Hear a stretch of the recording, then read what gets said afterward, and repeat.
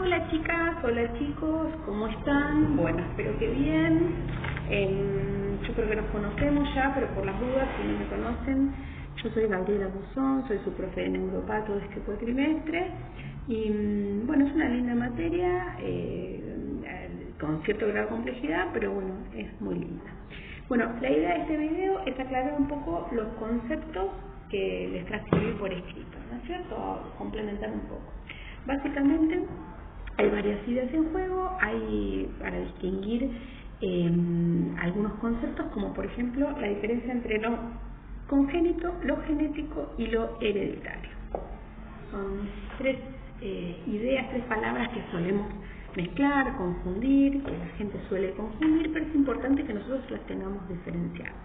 Vamos a empezar diciendo que lo congénito es aquello que traemos al momento de nacer, tanto sea normal o patológico, todo lo que traemos, el color de ojo, lo que sea, que traigamos la forma de la nariz, lo que sea, congénito al momento de nacer. Cuando hablamos de patología nos referimos a esas patologías que están presentes desde el momento del nacimiento. Como un ejemplo es el síndrome de Down. Un niño nace con síndrome de Down, ¿no es cierto? No lo adquiere posteriormente al nacimiento.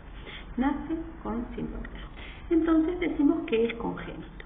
Pero a veces confundimos esa palabra con lo que es genético o con lo que es hereditario. Y no es lo mismo. Hay múltiples cosas que son congénitas, pero no son ni genéticas ni hereditarias. Por ejemplo, hablando de patología, una malformación. Intrauterinamente puede producirse una malformación por diferentes factores. Esa malformación el niño no la heredó de sus antepasados. No se produjo por una falla genética. ¿Sí? Se produjo tal vez porque su mamá estuvo en contacto con tóxicos durante el embarazo o porque por alguna razón se muestran, hay carencias alimentarias, pueden ser diferentes cuestiones que funcionan de desencadenantes de malformaciones, ¿no es cierto? Entonces, ese niño nace con una malformación y esa malformación la tiene presente en el momento del nacimiento, o sea que sí es congénito, no es hereditario porque no lo heredó de su papá ni de su mamá, ni de ningún antepasado. Y no es genético porque su mapa genético sigue estando perfecto. La malformación no le figura en el mapa genético, ¿sí? En sus células, su genética marca lo que sí heredó de sus padres, ¿no? Lo que traía de antemano. Bueno, entonces ahí está el término congénito. Como vemos, lo hereditario es aquello, cómo se constituye la primera célula de una persona, ¿no? El cigoto. El cigoto se constituye con la unión de óvulo y espermatozoide. En el óvulo está presente un conjunto de cromosomas. Los cromosomas contienen información genética. La información genética la traemos, la del óvulo, de nuestra mamá, ¿sí? Las células maternas, al dividirse y constituir un óvulo, dejan su material genético ahí. Por otro lado, por el lado paterno, el espermatozoide, al constituirse como una división celular en el padre, dejan su material genético. Entonces, el cigoto está compuesto de material genético del óvulo y del espermatozoide, o sea, materno y paterno, que a su vez está compuesto por material genético materno y paterno de cada uno, o sea que sus líneas de abuelos, bisabuelos y tatarabuelos, ¿sí?, se van uniendo, va uniendo toda esa información. Toda la información nos va a constituir orgánicamente casi por completo, o sea, todo lo que somos, la forma y el modo de funcionamiento que tiene nuestro organismo es traído de nuestros antepasados principalmente. Algunas cosas se van a dar en la gestación, se van a ir modificando en la gestación por cuestiones puntuales, como les acabo de decir, en el caso de una malformación, una malformación que afecta al sujeto y no determina un cambio en su genética. Su genética sigue viniendo por madre y padre. Si tiene hijos no se la va a transmitir a su descendencia esa malformación porque es algo que ocurrió en ese embarazo, ¿sí? Pero que modifica el sujeto. Y por supuesto que a partir del nacimiento, se entiende que a partir de un poco antes del nacimiento también, el sujeto está en contacto con su medio y se va a ir constituyendo con este organismo en un medio determinado, en una cultura, en una serie de cosas, con aprendizajes, con experiencias propias y con una forma única de ser sujeto en el mundo. Ahora, ese organismo, esa organicidad que trae de sus antepasados, que bajaron en óvulo y espermatozoide, también puede determinar que haya patología, que haya cosas que no funcionan bien en ese organismo, que heredó de sus antepasados, de su madre, de su padre, de sus abuelos, de sus tatarabuelos, no sé. Pero que fue bajando en línea hereditaria hasta llegar hasta él. Por ejemplo, el sujeto podría ser daltónico, la patología se llama discromatopsia, podría tener discromatopsia, y eso ser heredado de su madre, de su padre o de ambos. Entonces, decimos que esa patología es hereditaria. La aportaron los genes de su óvulo o su espermatozoide, ¿sí? Pero esa es una patología hereditaria. Ahora bien, hay veces que esa herencia no marca ninguna patología, que lo que traen el óvulo y el espermatozoide en sí mismo no está manifestando una patología, lo que traen de generaciones anteriores me refiero, no determina una patología. Perdón, la imagen se va porque esto lo estoy grabando con mi computadora con un screen de pantalla. Y para que me vean ustedes a mí, estoy poniendo la cámara. ¿Ven que tiene todo el dibujito de la cámara, no? Bueno, cuando la cámara detecta que yo hace unos minutos que no estoy sacando fotos ni filmando, tiende a apagarse, así que la vuelvo a poner. Pero bueno, por ahora es el mejor modo que conseguí de que me vean, ¿sí? Bueno, continuando con lo mismo, a veces esa información no constituye ninguna patología, la que traen en óvulo y espermatozoide, pero en esta constitución, como les decía, el óvulo y el espermatozoide se generan por un proceso complejo de división celular que se llama meiosis. Ya lo vamos a ver, sí, tal vez ya lo vieron, la diferencia entre mitosis y meiosis, si no seguramente lo vamos a ver, pero bueno, es la forma en que se genera un óvulo y espermatozoide. Las células maternas se dividen y forman un óvulo. Ese proceso de división se llama meiosis y es complejo. En esa división, los cromosomas, que son los que llevan la información genética, son como unos palitos, 23 pares de cromosomas. Algunos se puede partir mal y quedar mal repartido. Se tiene que dividir, ir uno para cada lado, bueno, es una cosa medio delicada. Algunos se pueden dividir mal y quedar o pegados, ¿sí?, duplicando el material genético, o simplemente vacío, porque quedaron pegados del otro lado y se armó un óvulo o un espermatozoide, ¿no es cierto? Vacío de uno de estos pares. Yo se lo voy a explicar más detalladamente, lo van a entender. Pero bueno, como sea, puede ocurrir que en la formación, y esto es lo importante, que en la meiosis, en la formación de óvulo o espermatozoide, se pierda material genético, ¿sí? Se pierda, se modifique, se altere material genético. Con lo cual, si el óvulo o el espermatozoide tienen una falla genética, al unirse seguramente esa falla va a determinar una patología. Si este embarazo sigue su curso, esa patología se va a constituir en patología congénita para ese niño, ¿no es cierto? Van a nacer con patología. Es lo que pasa en el síndrome de Down, que habitualmente se produce por un error en la formación de óvulo o espermatozoide, más frecuentemente en óvulo, en espermatozoide, un error genético que se produce ahí, que determina que en el par 21, de los 23 pares, en el par 21, en vez de haber 2 cromosomas, haya 3 cromosomas 21. Esos 3 cromosomas 21 determinan síndrome de Down congénito, la única forma, la congénita, ¿sí? No sé si se llega a entender bien. Entonces, lo genético es por una falla en el óvulo o el espermatozoide, una falla que no es traída de generaciones pasadas como lo hereditario. Lo hereditario viene de generaciones pasadas. Una persona tiene discromatopsia, como les decía, daltonismo, su padre o su madre tenían discromatopsia, o su abuelo tenía discromatopsia, o su bisabuelo. Vino bajando. Esa bajada se produce de una forma particular, con una lógica específica, pero viene bajando, ¿sí? Y ese sujeto con discromatopsia puede, en un porcentaje, heredarlo a su descendencia. O sea, alguno de sus hijos, o sus nietos, o sus bisnietos pueden llegar a tener discromatopsia, seguramente. ¿Por qué? Por una alteración de sus genes. Cuando decimos una patología genética, solo nos estamos refiriendo a aquellas donde óvulo o espermatozoide sufrieron una modificación de sus cromosomas que determinan una patología. ¿Sí? El síndrome de Down es la más clara. Bueno, entonces ahí tenemos lo congénito, lo genético y lo hereditario como modalidades de producción. Como pueden ver, lo genético puede coexistir con lo congénito, por ejemplo en el síndrome de Down. Y lo hereditario también puede coincidir con lo congénito, por ejemplo en la discromatopsia. ¿Sí? Lo heredó, pero lo presentó en el momento de nacer. Es hereditario y es congénito. ¿Sí? Bueno, entonces, antes que se me agote la batería, como ustedes pueden estar viendo, estoy quedando sin batería. Vamos a poner el cargador.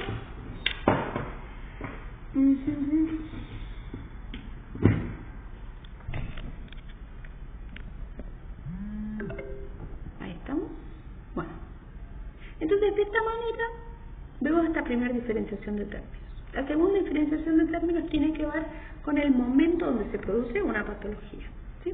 Esa patología puede actuar en el niño o en el adulto en forma perinatal, o sea, en el momento del nacimiento. Quiero aclarar que el momento del nacimiento no es solamente el pasaje por el canal de parto, sino que comienza cuando empieza el trabajo de parto o la internación de la mamá y finaliza cuando el niño es externado de la maternidad, o sea, cuando se le da el alta al niño, no a la mamá, al niño. A veces el niño se puede quedar 3 meses, porque no sé, nació prematuro y quedó en incubadora 3 meses, lo que sea. Bueno, esos 3 meses también forman parte de este periodo que vamos a llamar perinatal. Cualquier noxa, cualquier injuria que reciba el sistema nervioso que lo lesione y que determine patología futura, vamos a decir que la patología fue perinatal, porque ocurrió en este momento del nacimiento. Okay. La patología que ocurre antes del momento del nacimiento, ya sea la hereditaria que viene de muchas generaciones o la que o aquella que afecta al desarrollo del embrión o del feto, ¿sí? Durante el embarazo, le decimos prenatal. ¿Sí? Es una patología que se produce en forma prenatal, en un momento prenatal. Y luego, la que se produce después de la externación del niño de la maternidad, le decimos postnatal, ¿no es cierto? Es posterior al nacimiento. Bueno, estos 3 términos son bastante sencillos. Como ejemplo podemos poner, bueno, el síndrome de Down o una malformación como prenatal. Podemos poner como perinatal, no sé, por ejemplo, alguna lesión de parto, ¿sí? A veces cuando los partos son muy complejos, cuando el canal de parto es muy pequeño en relación al tamaño del niño, o cuando los bebés son demasiado grandes. Por ejemplo, a veces pasa con la diabetes gestacional que los niños que nacen muy grandes, nacen macrosómicos. Macrosómico significa eso, macro, soma es cuerpo, siempre soma es cuerpo. Entonces macrosómico significa cuerpo grande, ¿no? Y chicos de más de 4 kilos, con pesos altos, bueno, puede ser que eso sea dificultoso y se lesione el niño, pero también puede haber 1000 otras maneras de generar posibles alteraciones, afectaciones del sistema nervioso durante el momento del nacimiento. Un niñito, por ejemplo, que nació prematuro y está en una incubadora puede sufrir, por ejemplo, un paro cardiorrespiratorio durante esa internación. En ese paro cardiorrespiratorio el cerebro no recibe oxígeno suficiente y entonces un proceso hipóxico o anóxico puede lesionar las neuronas, ¿sí? Matar neuronas. Y esas neuronas no van a recuperarse, con lo cual va a quedar un efecto de lesión cerebral en un área de la corteza, por ejemplo, por poner algo, hay miles, pero bueno, estamos solo ejemplificando. Bien, eso sería perinatal. Postnatal, un niño o un adulto se cae, tiene un traumatismo craneoencefálico y en ese traumatismo en la cabeza se lesionan neuronas. Bueno, lo mismo. O un adulto mayor tiene una ACV. Bueno, de la misma manera, es postnatal. O una persona tiene Alzheimer o epilepsia y se lesiona, bueno, obviamente la epilepsia puede lesionarse o no el cerebro, y el Alzheimer está determinado por un deterioro, ¿no es cierto? Por un deterioro justamente de las funciones cerebrales. Entonces, cualquiera de esos procesos son postnatales. postnatales, son posteriores al parto. Bueno, ahí tenemos entonces la segunda clasificación, esto de las patologías perinatales, prenatales o postnatales. Muy bien. Luego, otros, vamos a definir un poquitito los tipos de injurias que pueden lesionar el cerebro. Como les dije recién, pueden ser traumáticos. Al traumático referimos al impacto, cuando el encéfalo recibe un impacto, ya sea que la cabeza golpea contra algo, como pasa a veces.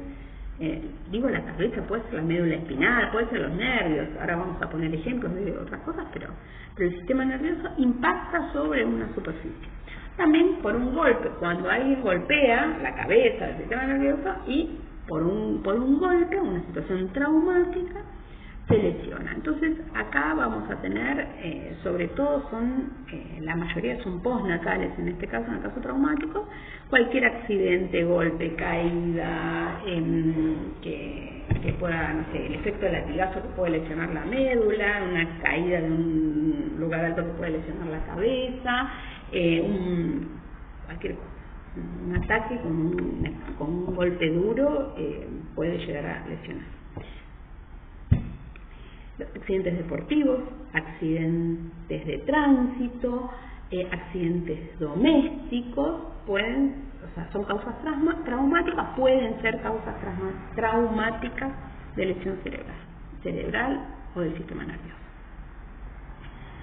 Luego, las causas pueden no ser traumáticas y ser, por ejemplo, hipóxicas o anóxicas. Hipoxia significa falta de oxígeno y anoxia significa suspensión total del oxígeno, ¿no es cierto? Una es una carencia y la otra es una falta total, completa. Ambas pueden determinar que quede una secuela lesional, también la muerte, ¿no? Pero bueno, que quede una secuela lesional.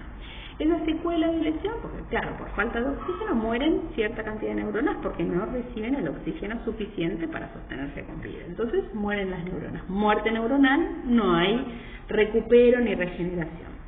Entonces se pierden funciones neurológicas. Entonces eso es una secuela. Esa secuela se llama hipóxica. También puede ser isquémica. La isquemia hace referencia a la falta de irrigación. Sí, la sangre llega por vía, el oxígeno llega por vía sanguínea. Pero si solo falta el oxígeno, por ejemplo, no sé, yo tengo una asfixia importante. Bueno, la sangre está llegando sin oxígeno. O directamente tengo una obstrucción en mis arterias cerebrales y no llega la sangre a un área. De cualquiera de las dos formas, las neuronas van a morir o pueden llegar a morir, y si mueren, otra vez está afectado las funciones encefálicas. Entonces, también decimos esto, hay eventos hipóxicos o isquémicos que pueden determinar lesión neurológica. También los efectos pueden ser químicos, la ingesta de tóxicos, la ingesta de químicos, voluntaria o involuntaria, puede lesionar el sistema nervioso. En el caso de los niños, los accidentes domésticos, esas veces que los chicos acceden al lugar donde se guardan remedios, o se guardan productos de limpieza, o se guardan venenos, y ingieren alguna de esas sustancias, pueden ser lesionales, pero también puede serlo otro tipo de sustancias químicas, tipo bioquímicas, por ejemplo, bacterias, hongos pueden lesionar el sistema nervioso, enfermedades, bacterias, justamente como la meningitis bacteriana, que lesiona un montón. La meningitis es recontraalesiva del sistema nervioso central, y es justamente esto, es un efecto tóxico bioquímico.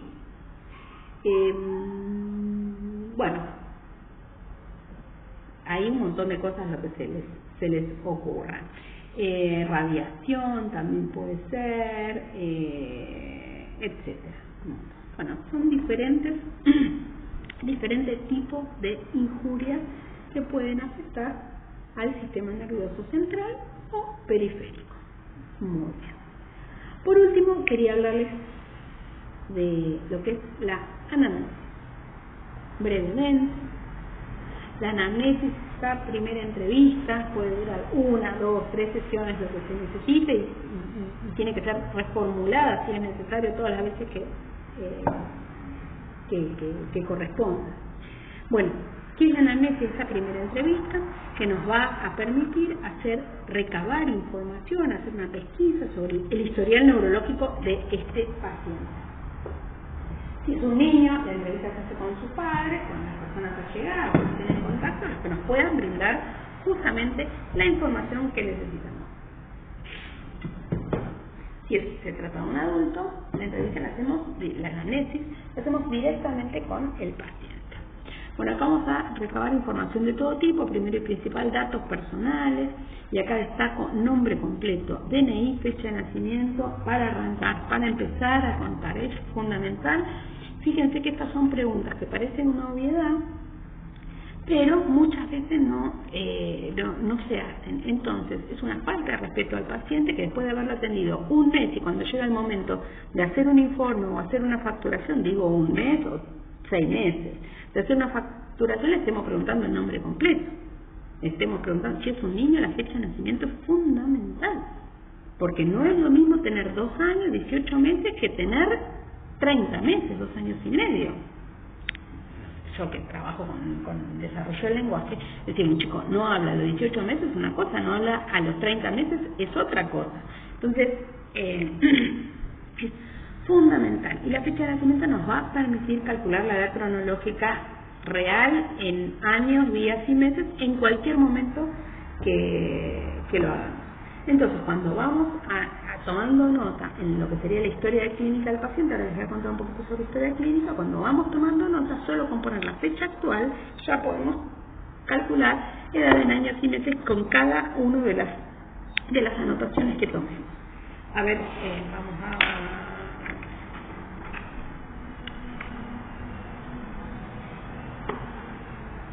¿Ven?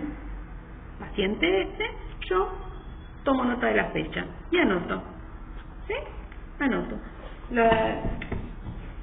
Lo que observé ese día, lo que trabajé ese día, lo que sea.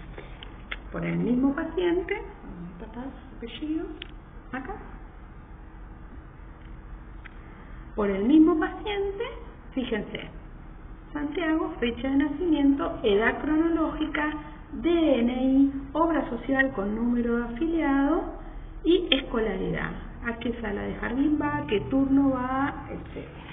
Eso como base. Y después tengo el diagnóstico fonoaudiológico, en mi caso, que soy fonoaudióloga, o el diagnóstico médico-clínico, si se hizo el diagnóstico médico-clínico.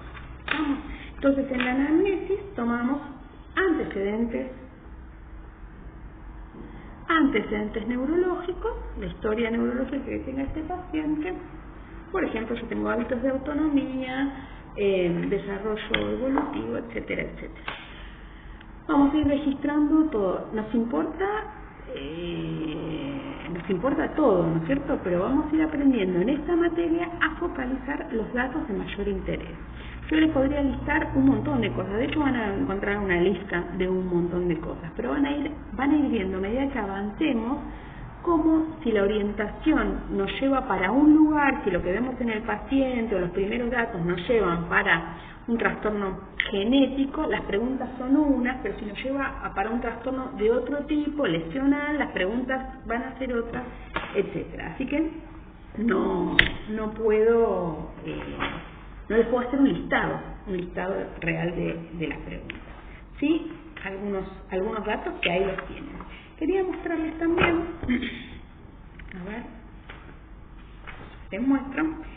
Yo hablo ahí en el texto de hacer un diagrama genético, un árbol genealógico, les digo, ¿sí? Y les voy a poner, no sé si lo subí o se los voy a subir, un árbol genético, algunas ideas de árbol genético para poner, pero quiero que se fijen en esto. Fíjense, ¿ven? El árbol genético es algo así como esto. Donde ustedes tienen, en círculos son las mujeres, en cuadrados son los varones. Tiene el nombre de la mamá, nombre del papá, y de esa unión sale el nombre del paciente que ustedes tienen. Un hermano por parte de padre, en este caso, ¿sí? Una hermana por parte de madre. Bueno, y voy anotando ahí quiénes viven con el niño y todo. Es importante saber con quién vive el niño, ¿sí? Si vive con los papás, si con ambos padres, con una abuela, hasta incluso suelo anotar si hay mascotas importantes y todo eso, porque a mí por lo menos con niños me es una data que me sirve. A veces en vez de decir perro dicen firularis, no sé, el nombre de su perro, qué sé yo. Y entonces a mí me sirve conocerlo, y hasta como para generar comunicación intencionada. Bueno, muy bien. Sobre los hábitos de independencia si es un niño, y sobre las ocupaciones si es un adulto, qué hace, qué le gusta hacer y todo eso, nos va a dar información respecto a quién es, pero también a qué cosas podemos proponer terapéuticamente, ¿no? O sea, respetando los gustos de ese paciente. Bueno, chicos, hay muchísimas cosas que les he dado en el texto y todo, pero me parece que este era un primer pantallazo. Bueno, espero que les haya gustado el video. Súmense al grupo de WhatsApp, por favor, porque ese va a ser el medio principal de comunicación, ¿sí? Bueno, les mando un abrazo y que estén todos... Les voy a pedir acá personalmente que estén todos muy bien, ¿sí? Nos vemos la próxima.